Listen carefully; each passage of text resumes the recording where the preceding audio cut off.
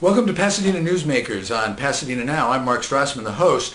Our guest this afternoon, June 28th, 2007, is Bernard Melekian, the Chief of Police of Pasadena. Welcome, Chief Melekian, to Pasadena Newsmakers. Honored to be here. Thank you, Mark. We're going to be talking mostly about gang crime and how to deal with it. Why don't you start by giving our listeners your definition of gang crime? What an interesting question. I think it's one of those phrases that we all take for granted that we know what it is.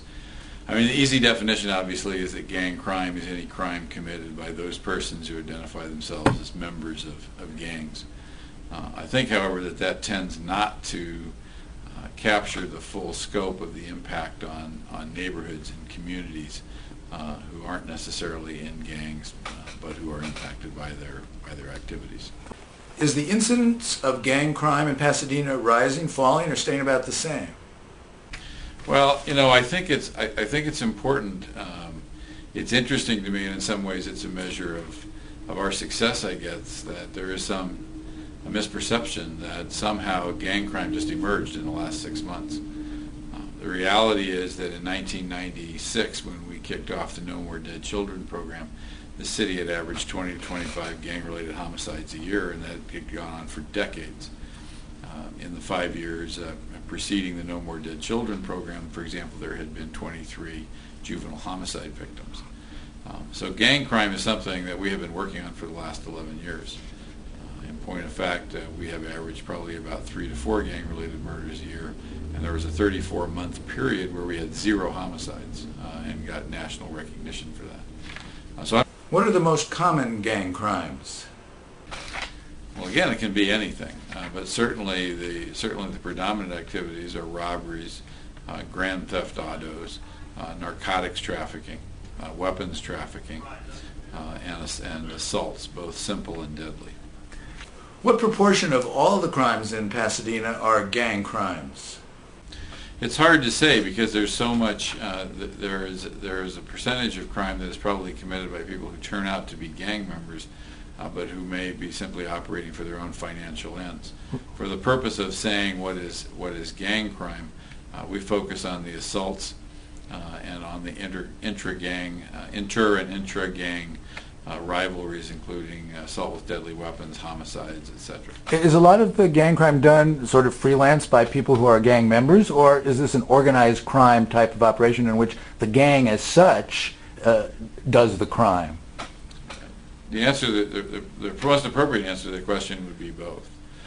There is not. I think there's this belief that gangs today operate much like the mafia of old, with one boss who reaches out, gives the orders, etc.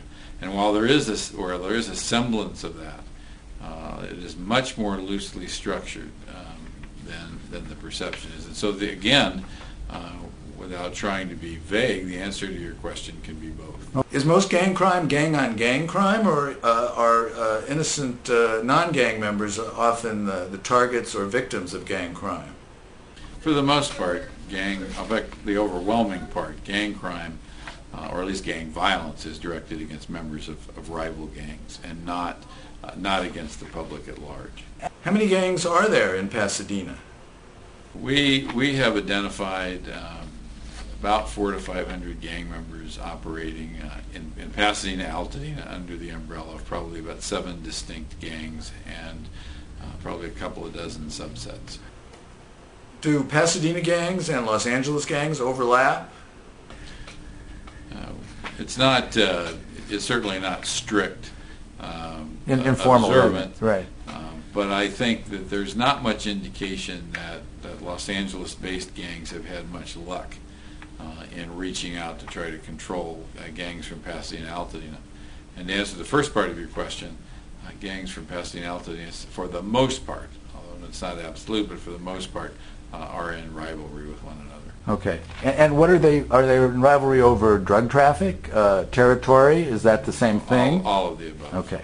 And, let's talk a little bit about the causes of this crime that we've been talking about, in terms of demography, economics, and cultural factors. Any factors that you use to understand the causes and the dynamics of gang activity? I think, there have been hundreds of books written on the subject. My personal experience would suggest that there is while gangs have been with us for a long time, the broad base of their current appeal, if you will, seems to be what I would describe as a detachment from society, a failure of the public education system, a failure of the family unit, and the absence of meaningful male presence in the life of a lot of these young men.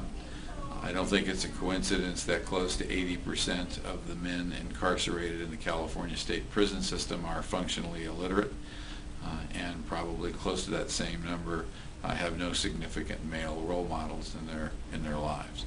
I think those two factors, combined with the money that can be made and the kind of cultural impacts, the MTV impact, if you will, really drive this.